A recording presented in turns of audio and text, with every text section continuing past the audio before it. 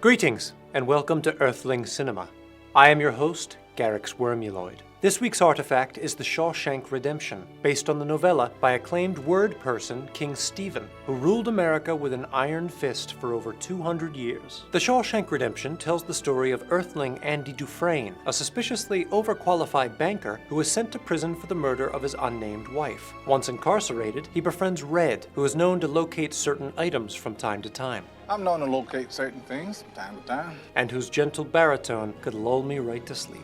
Get busy living or get busy dying. Tired of doing boring stuff like sliming the tops of buildings, Andy offers the guards financial advice, which is like catnip for humans. The warden quickly gives Andy an unpaid internship, which seems like it's going to be a great opportunity, but ends up just being a lot of bitch work. After 20 years, Andy decides he's had enough, despite the fact that he's barely aged a day. The guys all think he's going to kill himself, but why bother when he's got that sweet hole in his wall? Later, Red gets lonely and asks if he can go now, and everyone says okay.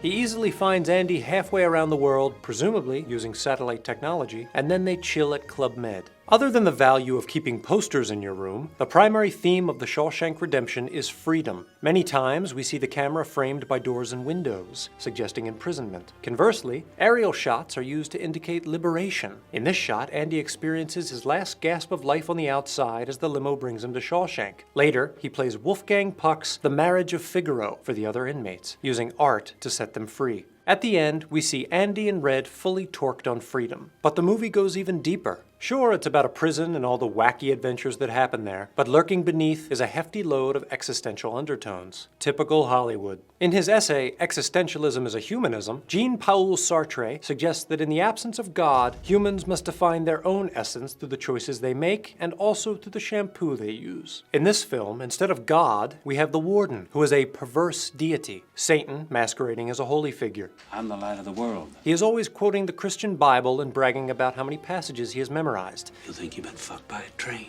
Mark 13:35. Yet he is arbitrarily cruel and spiteful. Solitary, a month. What's the matter with you? Get him out of here. Come on. He has a stitchwork quote about judgment on his wall, but behind it is the vault where he keeps records of his illegal activities, and probably some nudie mags. According to Sartre's analogy, an artisan uses a tool to craft an object. He determines its essence, and the object has no say in the matter. Sucks for you, object. Similarly, if humans were crafted by God, that would mean humans have no say in their essence either. Sartre contends that each man makes his essence as he lives, and God plays no part in it. And he was right, just a little premature. As we all know, the being known as God abandoned Earth in the year 1991. Because of the warden, inmates are not in charge of their own essence, You eat when we say you eat. Shit when we say you shit. Welcome to Shawshank.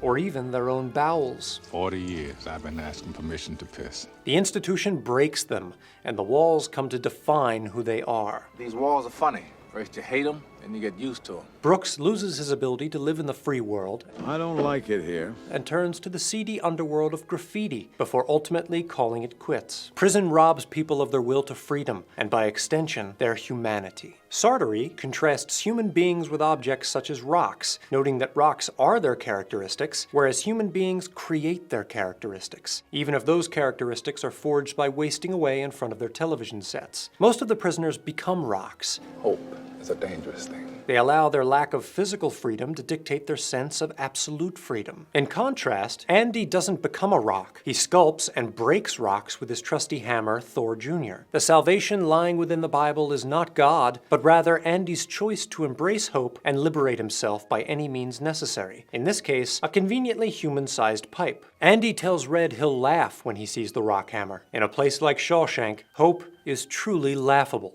Plus, small things are funny. For Earthling Cinema, I'm Garyx Wormuloid. Thank you for watching.